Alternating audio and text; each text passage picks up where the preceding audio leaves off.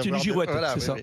Non, en réalité, ce qui m'a fait me positionner de cette façon-là, c'est parce que moi, je rêve d'un pays qui soit un pays de chambre, c'est-à-dire dont le pouvoir Ah soit oui. parlementaire à 100% et que nous n'ayons plus de présidence de la République. La présidence de la République, c'est à la fois le règne, comme un roi, et le pouvoir, La puissance et la gloire. comme un premier ministre. Moi, je veux un parti démocratique et un parti démocratique avec un premier ministre élu et Donc une monarchie parlementaire. et donc qu'il y ait un monarque ensuite qui soit une représentation symbolique, que ce soit n'importe quoi, je m'en fous, un monarque qui est une représentation symbolique, mais qui n'ait pas son mot à dire dans le Parlement, et qui en revanche puisse nous représenter à l'étranger, puisse avoir toute cette partie qui est du temps de perdu. La représentation, c'est important. Voilà, donc moi pour moi c'est secondaire.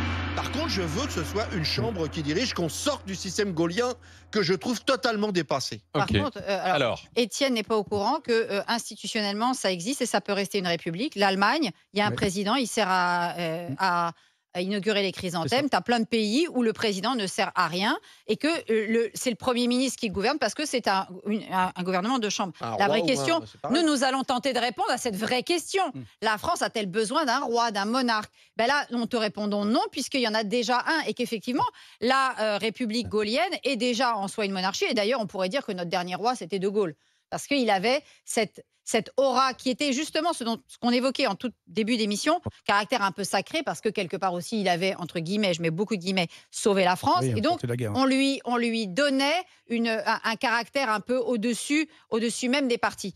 Le problème, il est là aujourd'hui. Non, la France, elle n'a pas besoin d'un roi, puisqu'on en a déjà un, et en plus, un roitelet. C'est pire encore, c'est-à-dire qu'on a tout l'apparat, mais habillé dans les faux habits de la République, mais tout un apparat monarchique autour d'un personnage qui en réalité est sacré pendant 5 ans, immunité complète du président de la République, mais ça c'est inadmissible. Un président de la République ne devrait pas bénéficier d'une immunité comme s'il était un roi. Je veux dire, le président de la République, on devrait pouvoir lui demander des comptes pendant son mandat.